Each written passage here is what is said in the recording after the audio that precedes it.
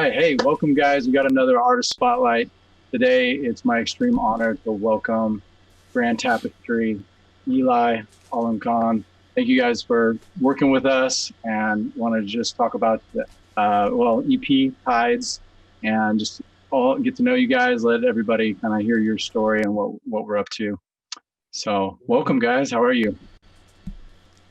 Thank you for having us, man. We're good, man. Yeah. I'm good. And today we just dropped the video, so a lot of energy swirling around, and it feels good to have new music starting to come out. Absolutely. Rolling Stone feature music video, and it's beautiful. Tell me about that, how that came together. The video itself? Yeah. It was sort of like pretty fast, huh, Alam? It was like we had sort of feelings of visuals that we felt went with the music in the back of our heads, but we never had a video plan until Alam met Safi, who directed the video. Did you meet him online? Yeah, you met him online. It was a friend of mine, another musician friend of mine, that suggested. I saw a video that he made for him, and he suggested he put me in touch with him, and it just kind of happened, like, just super Really fast. Wow. Yeah. So it developed like super fast. He recommended Safi. Alam said, check out this video he did. I said, this is dope. We got in touch with him. I really like how this kid works, man. He's just like, he's on top of it.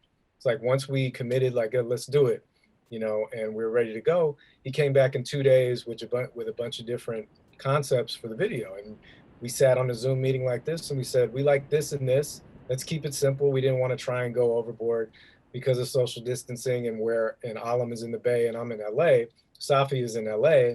So we were like, well, let's just keep it just me, you, and if we can get Olga, our friend Olga, who's this amazing dancer, if we can get her in the video, it'd be the cherry on top. And she agreed to do it. So it just literally was within 10 days, we were on the beach making that, you know what I mean? And the result, that's what makes it so satisfying, is it didn't even take 3 weeks before we had a video done. I've never done that before. I've never made a video that fast. And if I did, it didn't look like this. You know what I'm saying? So applause to Safi, applause to Olga, because it was a magical not everything takes 5 years to make, man. You know what I mean? Not all brilliant things take a long time. Some things happen like that. And it's a beautiful piece. I mean, Olga makes the video, man. Let's not beat around the bush. My parts on the beach rapping, those are cool. Running, that was Safi's idea. He's like, run. I was on the beach. I was like, run? I was like, okay, I'm running. And it looks dope. But Olga she's just magnificent. So. Yeah. That was the fastest turnaround I've ever seen of any music video. And it was kind of almost like when you write or I compose, it's a stream of consciousness, like the filming too. Like Safi likes to film stuff in a way where he doesn't have to do tons of post-production. Like he wants to film it as like a thought that's going, at least from what I've gathered in his style. And it just came together like as a piece of art. There was the original, conception of the track, and then more parts added to it, features brought in, video, and it just grew as a piece of art. So of course the song was done by the time he had the video, but yeah. So it sounds like even like the limitations were used to make it kind of make the creative output, and also, like you said, the director, by keeping it simple, you're able to just knock it out. And And I couldn't be in it because of the shelter in place. I was like literally contemplating. I was talking to my wife, and I was like, should I get in the car like 5 a.m., drive to Los Angeles, shoot this video, get back in the car, and drive back home, because I can't stay in any hotels, I can't stay with any friends because of this damn pandemic. And ultimately it was like, that's crazy. I'm like life isn't hard enough already as it is right now. I'm gonna pass. You guys do it. I'm in the music, I'm there in spirit. And of course we talked about it and helped work on it and the concept and all that, but I wasn't physically in this one, but it turned out beautiful nonetheless. Right on. Well, let's give people a little bit of context. Where did you guys meet, or how did you guys come together and form Grand Tapestry? The first time I met Alam, I believe it was at a record release party for one of my albums, a solo album that I put out called Great Crow. And I guess that was 2010 or 11. Something crazy. Yeah, 2010. I think it was 2010. Put out Grey Crow. I did a record release party show in San Francisco. After I got off stage, I walked out into the crowd. I'm talking to people, and Alam's in the crowd. And he says, "Hey, man, I'm a big fan." He tells me who he is. He tells me his background, his instrument, who his dad is, and it's just lineage, like in a short, talk in the middle of a crowded room. And he's like, "We should make something." I'm like, immediately, I'm like, "Yes, we should." And like, we exchanged info right away, I believe. And that was it. I mean, we shook hands and then he left. And no, then... but we actually, you always, this is funny. So long ago now, we made, you hit me up on Twitter. It was all because of Twitter. It was one of the only good things that's happened out of social media. I have listened to Eligh since I was a teenager. We're only a couple years apart, but and I'm a huge indie hip hop, all kinds of hip hop head. I've been listening for so long, and I followed him, and I posted a video of me playing classical music, and I got a message back from the real Eligh, and I'm like, this isn't Eligh. Like, is this the real Eligh? This is probably not the real Eligh. And then he's like, "Hey man, I love this instrument. Can I feature you on one of my songs?" And he was working on Therapy at 3 with Amp Live. And so I did a small cameo on that. And then, that was it. And then I met you in person for the first time at Slim's. And then we came up with that concept of let's make that first Grand Tapestry track.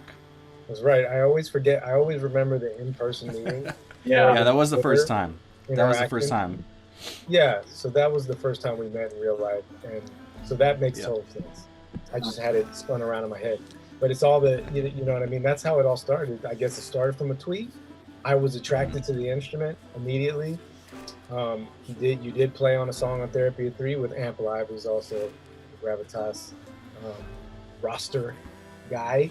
And from there, we met at the show, and then you sent me that. We got together, right? We got together to formulate or conceptualize the first song we were going to make. All I knew what it was going to be. It was going to be pure classical with me rapping on it.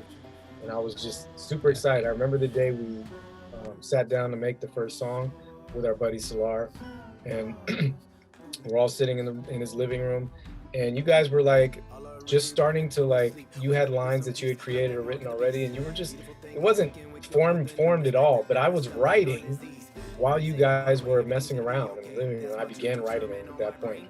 And that was it. From there, it became, we went from making one song and saying, I don't think this is enough, dude. I think we need to make more. And there it is. And then 10 years later, we have a whole lot. So, how we went down. So tell me about the name. How did you guys come up with that name? Because finding a name for a group in this day and age, especially when you got to get handles on social media, can be. So, you should have seen our back and forth text. Nailed it, yeah. on the names. We gave up at whole periods of times where we just made joke names because we couldn't take any of them seriously. There were some good ones. There's a lot of laughing. That was hard, dude. Jesse, that was hard. Yeah. I love it. I think it really gives a really great, beautiful understanding of what you guys are doing. And Alam came up with Grand Tapestry. That was him. Yeah. And I remember thinking, I like that. That is pretty epic sounding. And I'm glad we stuck with it because it totally encapsulates what we're about. And that is the fact that Alam and I are, we're the core, but anyone who joins at any point, whether to play on stage with us live or as a feature, or even Safi as a director, I consider everyone a part of the tapestry. That's what's so cool about it. With a tapestry, it's a whole bunch of different squares that make up one thing. So, and then, you put Alam and I in the center, and then anyone who comes with us is a part of it, to me. So it's forever going to make sense. You know what I mean? It's no matter what shape or which direction the music kind of tilts towards, it's still a Grand Tapestry. That's a good segue because I kind of wanted to hit on both of you have storied careers, having worked with many people and been in groups, and kind of like what Maynard James Keenan does now with Pussifer is like people can come in and out of that band. And I think, you know, when you have a band, it can be really challenging to balance all the personalities and the needs of everyone. And how are we got to keep this thing together in this core group of people? So it sounds like you guys kind of by design have allowed it to be flexible, but, you know, obviously you guys are the core people, and it can people can come in and out. I mean, you have some solid features on this record and the past record. So I mean, I love that. That's really fun. Right. Yeah, we just also want to, like, we have such creative and eclectic and, you know, musician friends that are not, they can't be boxed into one kind of thing. And so Grand Tapestry it's genreless. It's you know, if you will, it's a new genre, if you will, or a growing one. So yeah, we like to work with friends that also create in that vein, and, you know, together we make this music. And I love that. That is 1000% the spirit of Gravitas. I'm so excited to have you guys on. Same with me. Eli, I mean, I've been listening to your music for years, man. I mean, it's, you know, early high school, or sorry, early college for me, like 1999 and all of my, I discovered you through Beats Antique. So again, it's an honor to work with you guys. And I mean, I'm so excited for this album. So let's talk about it a little bit. Well, I would say it's kind of an album EP. We've got a number of different tracks. Also, so for anybody that doesn't know, we're going to have vinyl, and it is going to be beautiful. So look for that. Do you guys have any, you know, obviously every song is special, but do you have any one that jumps out at you as like an interesting story behind it? Well, I mean, what's funny is Seagulls, the first song that we dropped in the video, excuse me, that has an interesting story production-wise, just because the way the beat was made. First of all, that's one of the only tracks that I actually produced, like the beat part. Like it started off as a production by me. Everything else started off as a production by Alam, and that's the way we've always made music. Usually starts with Alam sending me a piece of music that might even be just him noodling around on his iPhone in the living room, and you'll hear his son in the background. He's watching his son, he's playing a guitar, and I'm like, dude, that's so dope. And he's gotten mad at me a couple times. He's like, dude, you can't record to that, it's not in tune. And I'm like singing to an off tune instrument. And a couple times I've had to redo my vocals after he replayed the instrument. And I was like, man, stop sending me shit so good like that then, dude. It just, the stuff he was sending me was inspiring me so that I couldn't wait. I was like, dude, I can't wait. I need to loop this and record this right now. So Seagulls was actually a beat that I made, and it started with two chopped up backwards parts from a song off the first Grand Tapestry album. Oh, nice. So if you listen to the beat in Seagulls, you'll hear this, it's like a noticeably backward sound. And those two it's Alam singing on the intro of the first album. And it was totally by accident. I was working on a podcast, and I play music in the background on the podcast, and I had a bunch of instrumentals repeating over and over, and I was like, at least let me flip some of these backwards so they don't sound like I'm playing the same stuff over and over. And I flipped this Grand Tapestry instrumental backwards, and I was like, ooh, that's sick. And somehow it didn't sound anything like the original. I'm like, I wouldn't even, Alam didn't recognize it. When I sent him the beat, he was like, dude, this is dope. And I was like, do you recognize the sample? He's like, nope. He's like, that's you backwards from the first album. So it was totally, Grand Tapestry was recycling in a strange way, and it formed this whole other song. And then I made the beat in Ableton. I recorded to it, sent it to Alam, and then he just built it up with sarod, and we added cello, and then we added all these dope people playing instruments on it, and it just became pretty epic. But it's kind of a cool story production-wise, just because it started. Love it. That's fun to use your previous music and your new music, and we got a lot of mileage out of that first track off the first album, which I've always loved. And there was another version of that song, and it had a beat, and no one's heard that one. But then Eli sending it to me, when I heard it, I didn't know that's what it was, but I knew it was going to be something special, and I just felt that. like we talk about, we are really, you know, we work off of the mood that is created in the music for each. Like I'll send him something, he gets inspired, he sends me something, I get inspired, and it's really about the mood, and this one had a great mood to it, and I just knew that this was that journey vibe, exploration, power, and I could do something fun to it and deep to it and add to it. So Is there an overarching kind of idea behind the release? it's aquatic. Yeah, I mean, it's definitely, and that wasn't even on purpose, Jesse. Like, the theme of Tides is obviously the title song, Tides, which is one of both of our personal favorites because it's one of the first songs we made. And to me, it stands out as one of the most unique songs we made as of yet, first album and this album. So, but the themes that are brought up in all of these songs lyrically, it all has to do with the metaphor of water, waves, tides, ebbs and flows, and we're going deep. I mean, it's not literal. It's all of the above. So Sure.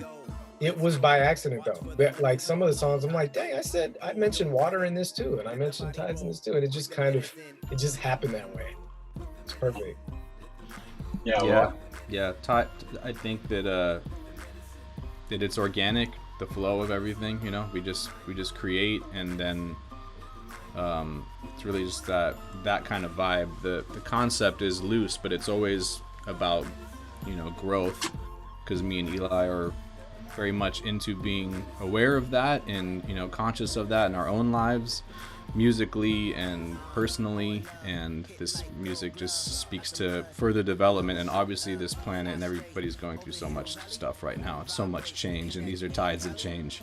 Yes. And the music reflects that, and it was actually made over a long period of time. We have a lot of music, and we selected these songs for this release, but we've been working on this for a while, and a lot of this was made remotely.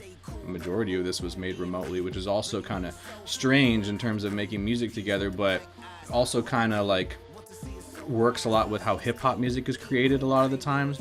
And me and Eli have obviously a strong friendship and ability to create in that way, and similar thought patterns and feel and making stuff. So it worked for us. It works for us to create in that way. I can't wait till we can perform and be together again, and whatever that'll be.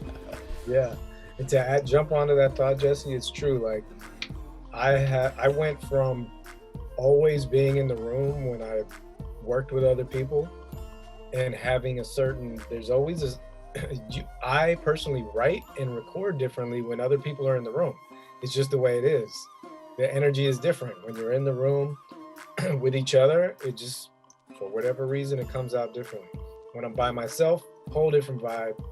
And I got used to working remotely with people all over the place. And it is for me more unique to be in a studio recording nowadays. When we worked on the first album, we had like 3 days or 2 days of being in a big studio together recording, and that was like super fun, super unique to me because I never do that. And on this album, we just went back and forth, and there's something about passing the ball back and forth. Like you get it and you're like, ooh, and you sit with it and you do something without me in the room saying, oh, I don't like what you just did, do that. Mm-hmm. Like it's just you're isolated with your own thing, and you pass it back to your buddy, and your buddy's either like, most of the time we were like, damn, I like what you did here. Yeah. Like, probably 90% of the time. It's like the difference between a well-edited email and a phone conversation. You get a little more time to not second guess or second guess yourself and sort of revise and edit before you hand it back. Yes, exactly. Cool. That's interesting. Yeah, well, I'm sure a lot of people are dealing with that and feeling that right now. Like, because talk about collaboration. I mean, that's such a powerful thing, right? When you're collaborating with someone else, like, do you bring ideas to the table that you're anticipating that they are gonna like, or are you just bringing whatever you think whatever you've got kind of worked up? Collaboration. I mean, to me, collaboration is everything. Everything that's great about music. Maybe in my younger days, I wanted to prove myself. So I wanted to produce the track. I wanted to rap on it, record myself, make the cover, sell it myself on the corner, just so I could not rely on anyone else and say, oh, I did all of this is me, all of this. Then as I got older, man, I started really enjoying collaborating with people, and it became a joy that was, don't get me wrong, solo work is a whole nother meditation in itself. But collaboration is like, it's just, especially when you mix things together that abnormal or normally would not be expected, you know what I mean? And that's been a part of my whole career. I've been someone who likes to smash genres together. And that's why when I saw Alan playing his instrument on Twitter, I must have been like, oh, that, I want that. Let's like, then when the opportunity came, I was like, dude, are you kidding? Let's do it. Yeah. And since then, since Alam, he liked my music already. So it wasn't hard to imagine that we would work well together. And we're both super moody guys who make moody music that can go real dark and get really bright and go all over the place. So like I was saying earlier, rarely when we collaborate does somebody send something and say, oh, I don't like that, you know what I mean? But we're in a spot now where it's like, if you don't like it, just tell. Or like Alam has told me, I don't think you should put this verse here.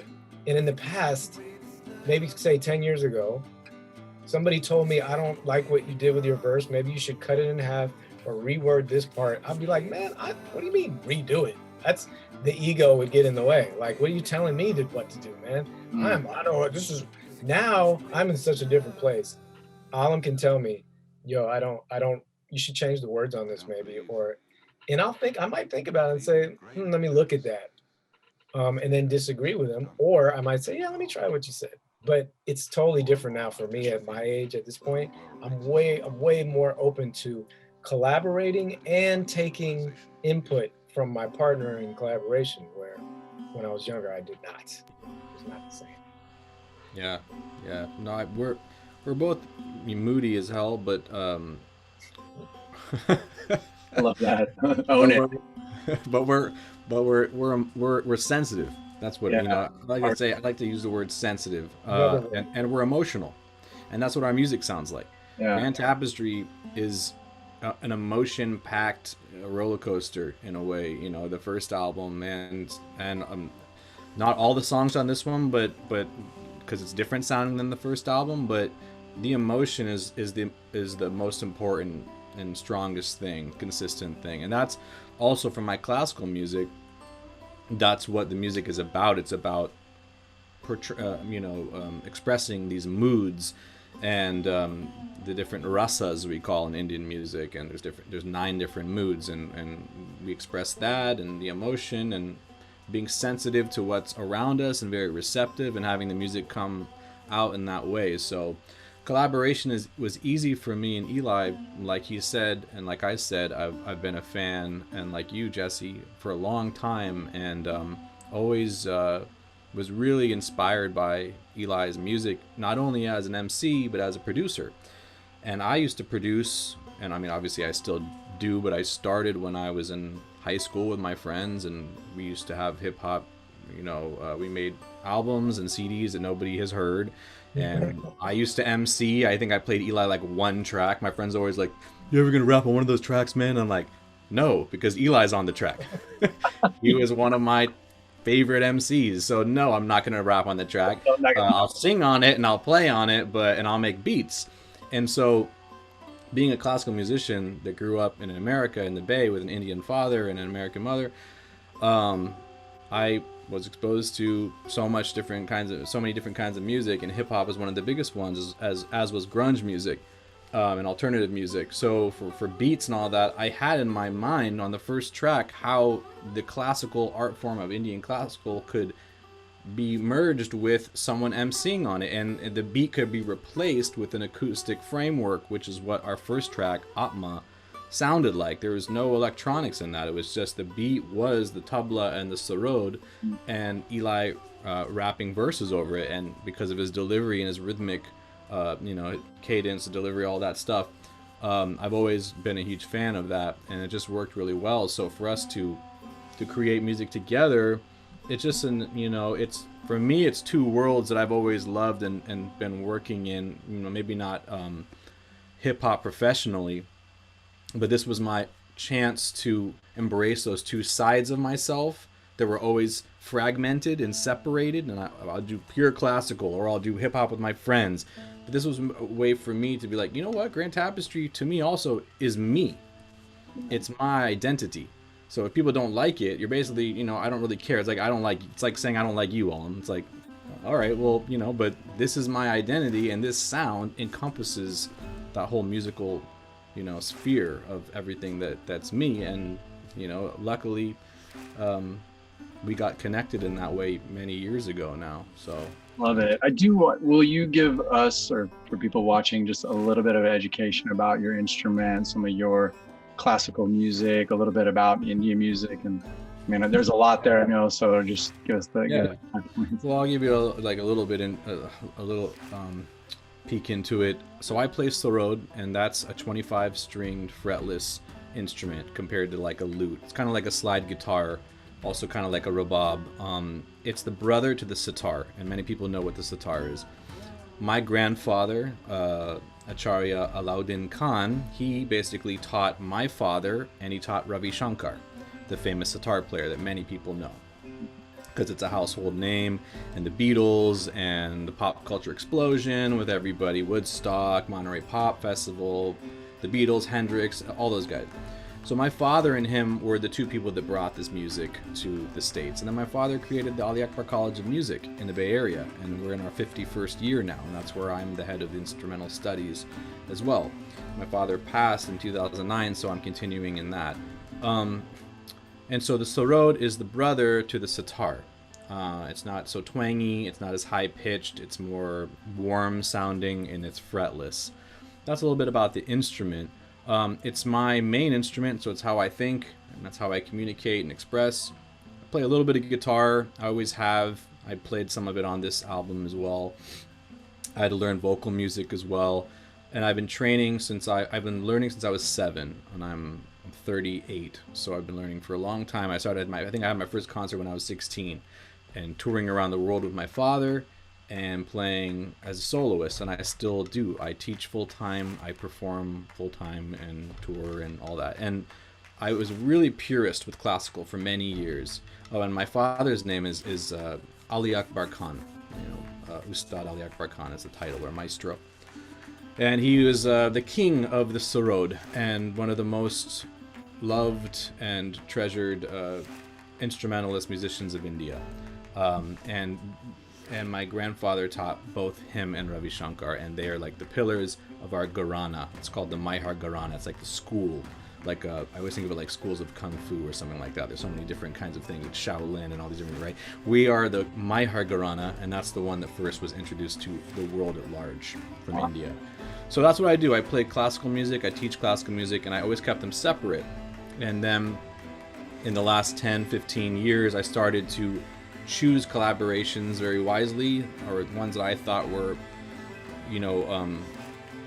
artistic and kept the integrity of both styles of music being played. I did some work with Derek Trucks of the Tedeschi Trucks Band, and before it was Derek Trucks Band, one of the greatest guitar players on the planet. And Jesse, me, and you were introduced through Beats Antique. Tommy and David and Zoe over there, and I worked on a couple of albums of Beats Antique. I was featured, and different collaborations that I've done throughout my life like that in the last 15 years. So then now I really am just trying to create music. I still do pure classical, and then I do these kind of collaborative things, but I think of them as collaborations, and I hate using the word fusion, because fusion could be so bad. It could just be so terrible. My father, when people would ask him, what do you think about fusion music? He'd say, confusion. So, you know, collaborative. We're Yeah, making art together. Thank you for that overview. And yeah, I mean, I wanted people to really know where you're coming from and what you've done. It is significant. Yeah. Well, guys, thank you so much. It's been great chatting with you. I'm so excited for Tides. It's coming out October 23rd, Gravitas Recordings. Check out the vinyl. They also got we got some shirts for sale. So it really makes a difference when you guys donate through Bandcamp. This is how we live. This is how we eat. This is how they pay their bills. If you haven't, make sure to check out Eli's Patreon. It is amazing. He shares wisdom, shares pictures of, time lapse of him drawing and painting, and it's beautiful. And every day, or every Monday is Monday. Which one? Monday is Manifest Monday. Manifest Monday. And so, like, for me, I look forward to those emails because he shares his heart and his wisdom. And these guys are the truest artists that I know, and I'm proud to work with them. So thank you guys. Thank you, Glad Jesse. to have you. Thank you, man. We appreciate it. Yes, excited.